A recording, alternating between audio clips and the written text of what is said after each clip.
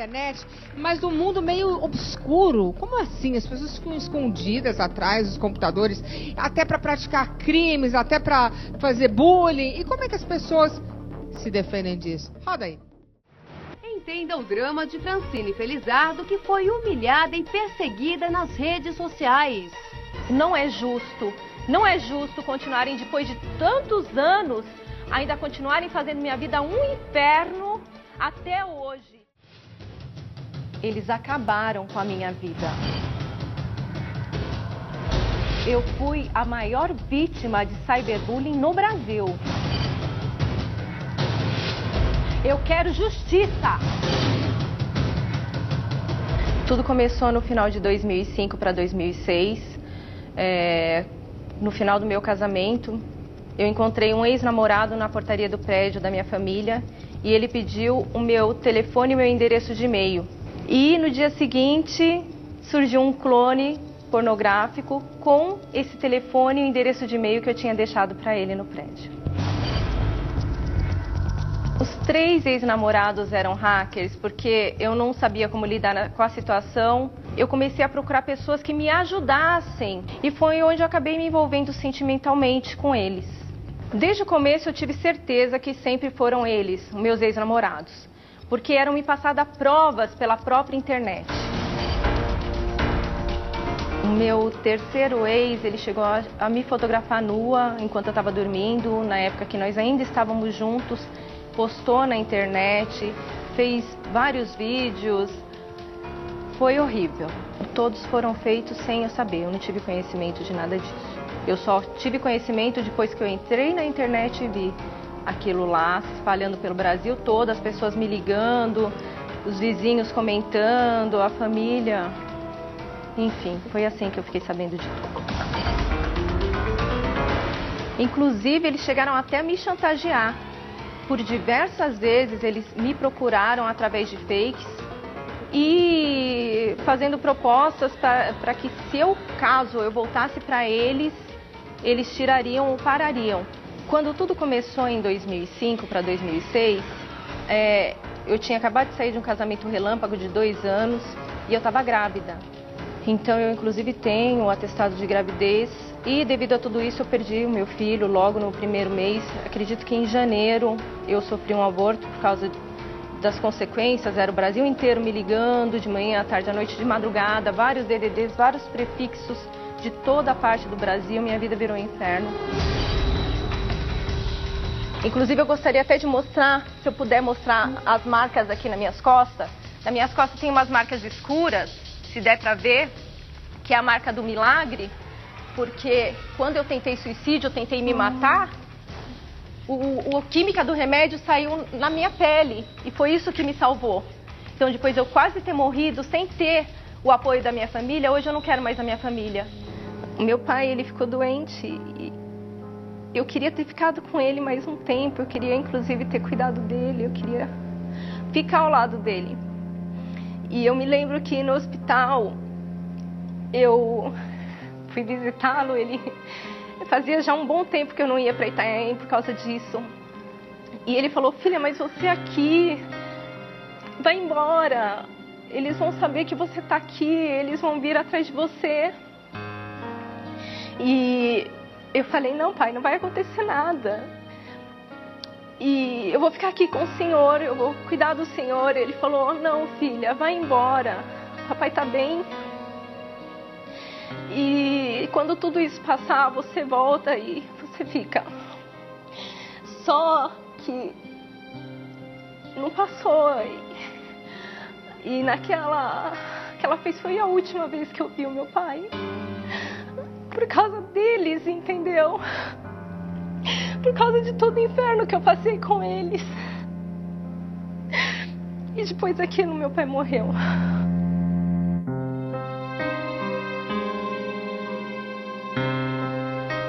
Os meus ex-namorados ainda não foram processados porque as provas que me foram passadas pela internet não têm valor jurídico, mas são provas claras que foram eles.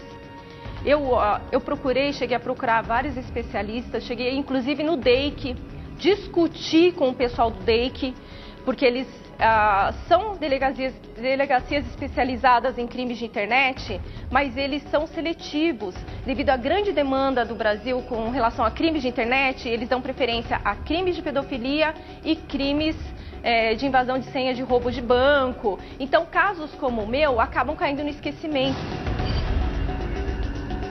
Não é justo. Não é justo continuarem, depois de tantos anos, ainda continuarem fazendo minha vida um inferno até hoje. Eu gostaria de mandar um recado, depois de tudo isso que eu passei, para os meus 3 ex-namorados e para a atual de um deles, que juntos montaram uma quadrilha e vem me perseguindo por mais de 7 anos, cometendo praticamente todos os tipos de crimes virtuais comigo, assim como também com todos que se aproximam de mim. Graças a vocês, hoje eu estou aqui. E tudo que eu passei, tudo de ruim que eu passei, se transformou em algo bom. Porque hoje eu luto também pelas vítimas de crimes virtuais, assim como eu. Graças a vocês, eu me tornei o maior fenômeno das redes sociais no Brasil.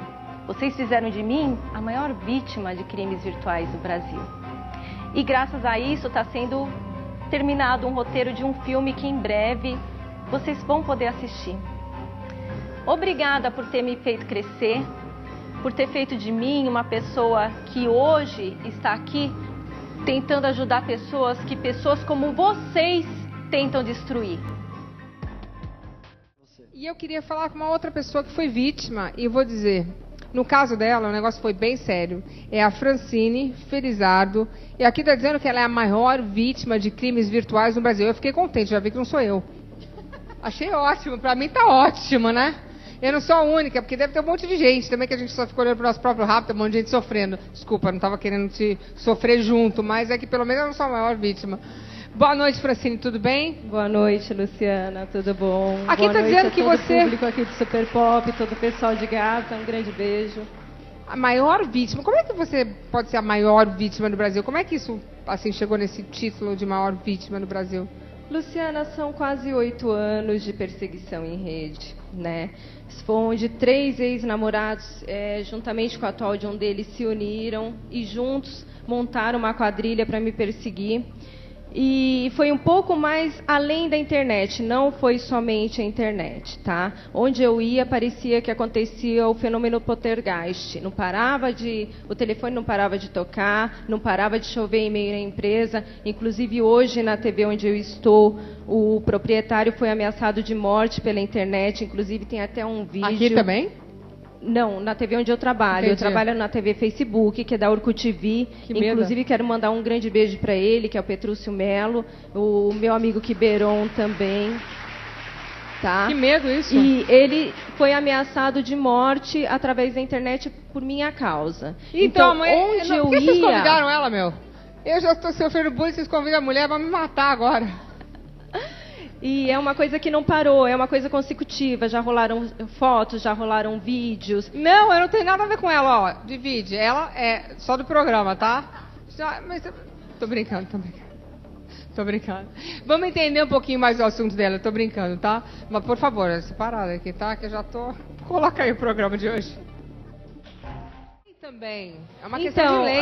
Luciana, eu criei um projeto de lei que coloca o Brasil à frente do mundo em questões de lei, que inclusive ia para votação nesse dia 18. Foi levado pelo deputado... Posso falar o nome do deputado? Pode. Deputado Arnaldo Faria de Sá para Brasília. Mas qual é a lei? Então, a lei, por exemplo, na questão do cyberbullying, é uma lei que ela inibe o crime, entendeu? E, por exemplo, cyberbullying... de acordo com o meu projeto de lei, o registro de IP tem que ser identificado no ato da postagem. Por quê? Hoje em dia, de acordo com uma lei que foi aprovada e de acordo com uma outra lei que também está sendo debatida... Mas isso não tira um pouco da liberdade de expressão? Não, porque aqui no mundo real, uma coisa é ser livre, ter liberdade, outra coisa, libertinagem. É verdade. Se no mundo real nós não podemos... que a libertinagem é a liberdade sem limites.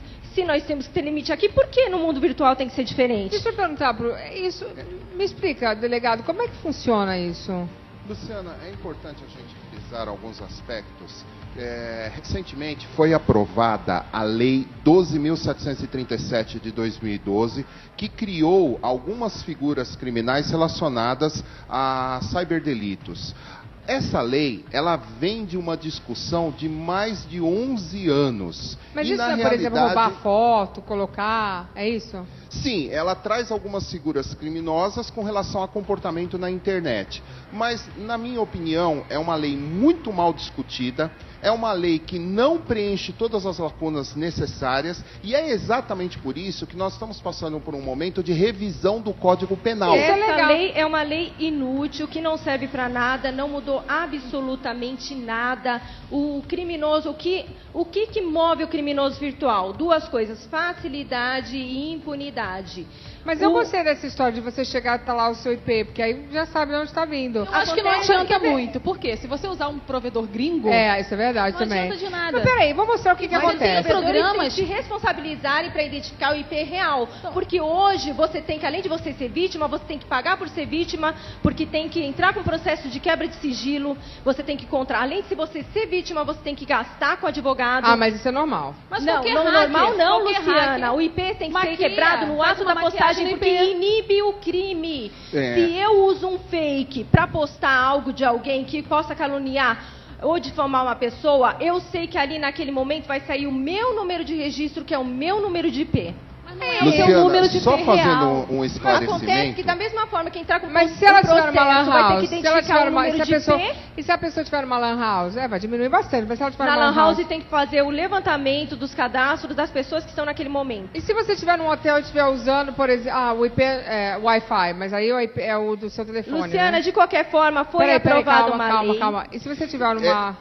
Eu acho interessante esclarecer que o fato de você ter efetivamente uma identificação na internet através do endereço IP, ela pode ser fraudada na medida em que você pode utilizar uma conexão aberta de uma pessoa que não toma as cautelas necessárias para fechar a sua rede. Exatamente. Agora, com relação à legislação, é importante que a mudar. gente traga a provedor discussão tem que se responsabilizar em transmitir o número de IP real. Bom, mas peraí, gente, eu vou mostrar para vocês o que acontece. Tecnicamente, isso é uma questão que, se as pessoas não adotam as cautelas necessárias para a sua própria proteção, das suas formas de acesso, um roteador wireless que esteja com uma segurança precária, aberto, né? A pessoa vai simplesmente... Olha só, por exemplo, eu acho que também mas eu gostei da ideia dela. Eu acho que quando facilitaram a questão do IP, vai dar uma peneirada. Só que a gente está falando de tecnologia, Luciana. O que acontece hoje é que a maioria usa fakes. Se você identifica o número da sua máquina, é impossível usar o fake. Deixa eu só lá terminar. Hoje em dia, existem aplicativos e programas que fazem uma maquiagem no IP.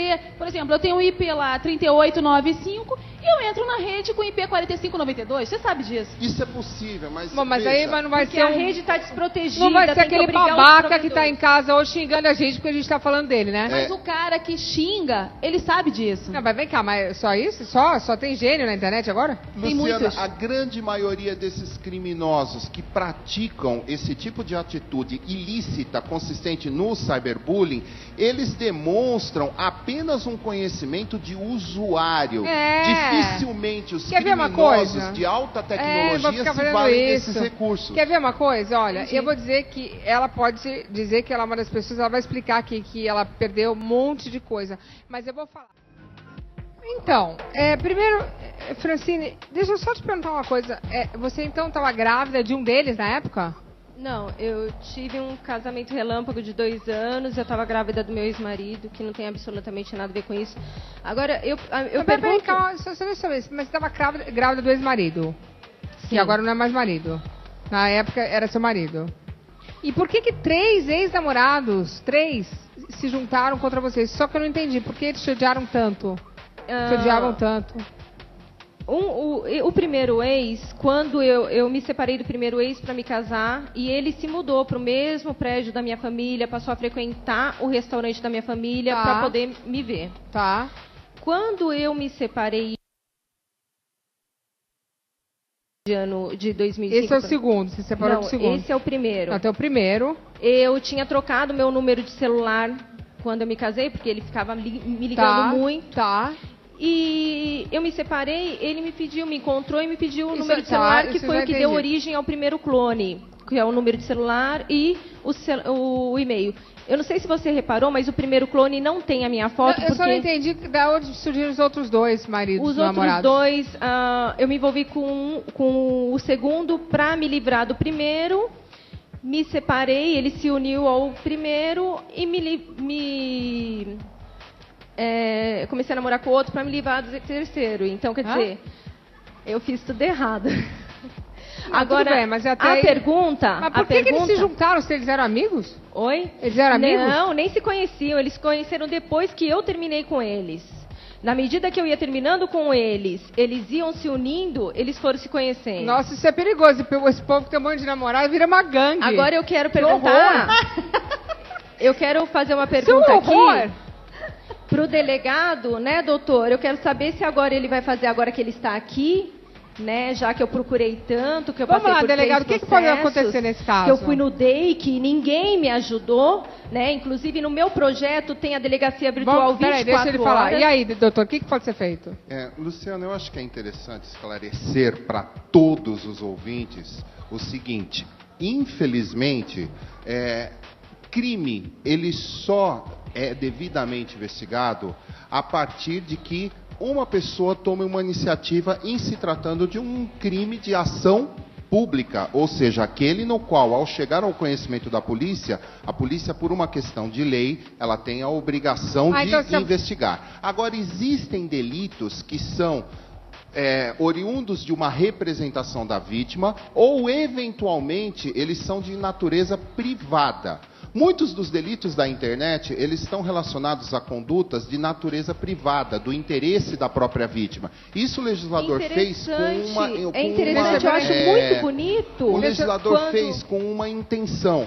Caso a pessoa entenda que a publicidade da apuração daquele delito seja mais danoso para ela do que, eventualmente, ela proceder a uma ação judicial, ela tem a prerrogativa de ir. Mas estava chamando ela de vaca na internet, ninguém gosta. Questão de você trazer uma conduta para a pessoa de natureza criminosa ou ofensiva à honra é um delito de crime contra a honra. Você tem 3 modalidades de crime contra a honra. O que ele está dizendo... Calúnia, difamação e injúria.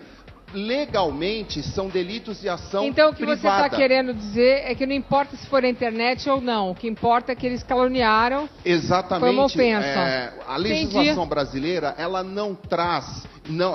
inclusive, a nossa legislação de cybercrimes é recente. Por isso que eu criei um projeto de lei próprio para mim, que vai servir para todo mundo, porque eu acho um absurdo. Desculpa o doutor aqui, eu acho um absurdo. Nós temos que nos responsabilizar pelo aquilo que os outros fazem com a gente.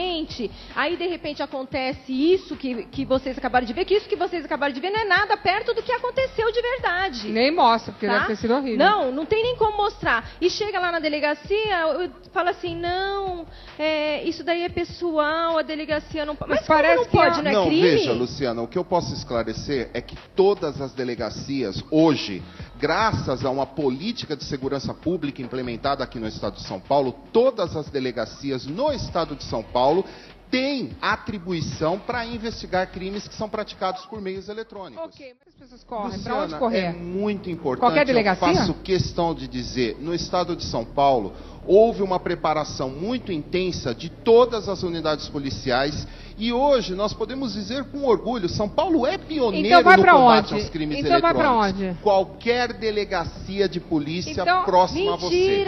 Mentira, não senhor. Olha, quase mais de 7 anos eu fui em todas as delegacias da minha cidade, fui no DEI, que quase fui presa, porque eles não queriam me ajudar. Acabei de perguntar para o doutor se ele vai pegar meu caso, ele desconversou. Vai pegar meu caso, doutor?